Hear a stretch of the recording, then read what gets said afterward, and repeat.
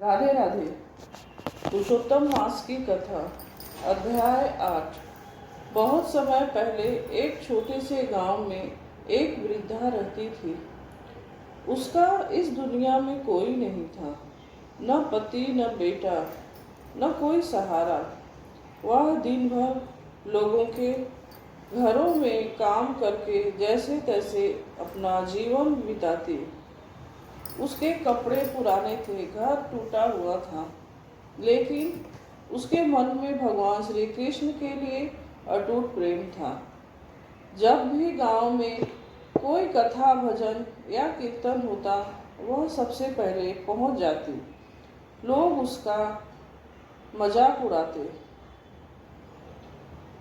भगवान के घर देर है पर अंधेर नहीं, जब देते हैं तब भाग्य बदल देते हैं। सब बीतता गया। एक दिन गांव में एक महात्मा आए। उन्होंने पूरे गांव को पुरुषोत्तम मास का महत्व बताया। उन्होंने कहा, जो व्यक्ति पुरुषोत्तम मास में स्नान दान, दीपदान, कथा और भगवान विष्णु का स्मरण करता है, उसके जीवन के सारे दुख दूर हो जाते हैं। वृद्धा ने यह सुना तो उसके मन में आशा जाग उठी। उसने निश्चय किया कि चाहे कुछ भी हो जाए, वह पूरे श्रद्धा से पुरुषोत्तम मास का व्रत करेगी। अगले दिन ब्रह्म मुहूर्त में वह नदी पर स्नान करने गई। ठंड बहुत थी, शरीर कांप रहा था, लेकिन उसके होठों पर सिर्फ एक ही नाम था, राधे कृष्ण राधे कृष्ण। स्नान के बाद वह तुलसी के पास दीपक जलाती, भगवान को जल चढ़ाती और दिन भर ओम नमो भगवते वासुदेवाय मंत्र का जाप करती। लेकिन परीक्षा अभी बाकी थी। एक दिन उसके घर में खाने के लिए एक दाना भी नहीं बचा।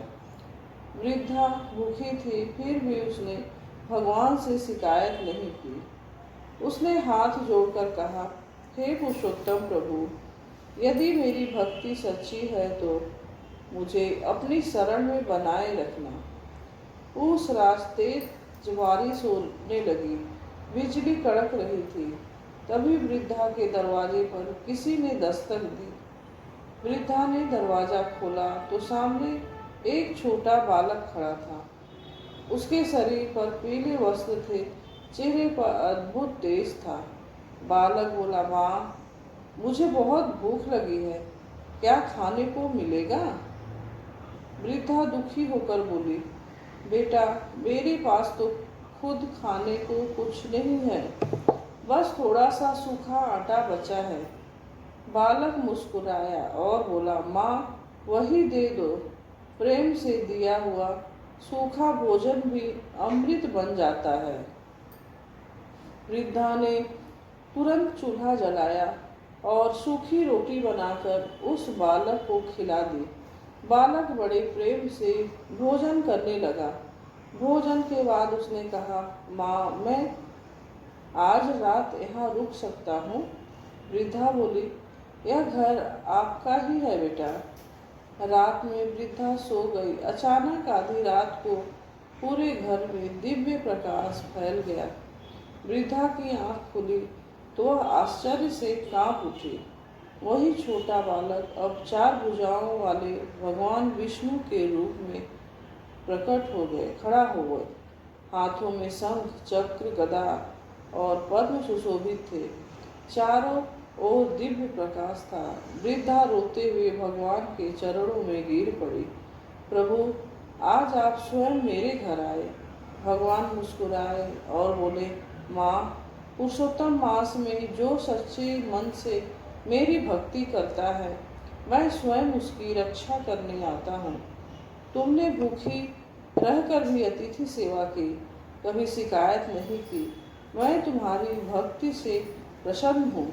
इतना कहकर भगवान ने अपना हाथ वृद्धा के सिर पर रखा।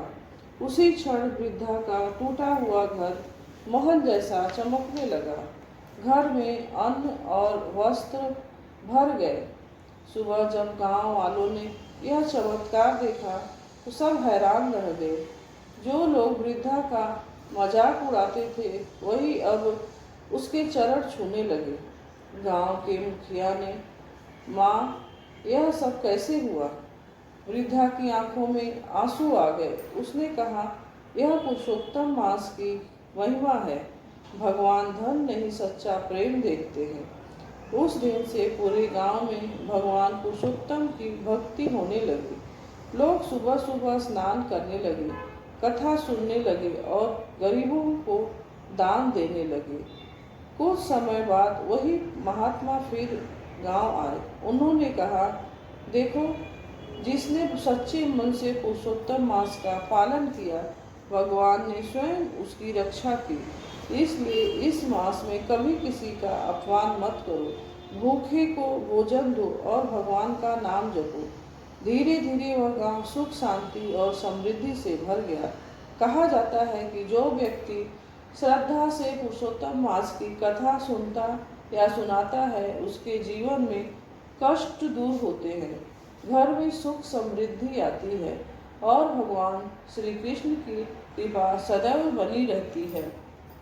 पुरुषोत्तम मास में सच्चे मन से की गई भक्ति कभी व्यर्थ नहीं जाती। भगवान दिखावा नहीं, प्रेम और श्रद्धा देखते हैं। गरीब की सेवा और अतिथि सत्कार सबसे बड़ा पुण्य है। जो व्यक्ति इस मास में भगवान का नाम जपता है, उसके दुख दूर होते हैं। जय श्री राधे कृष्ण। पुरुषोत्तम भगवान की जय।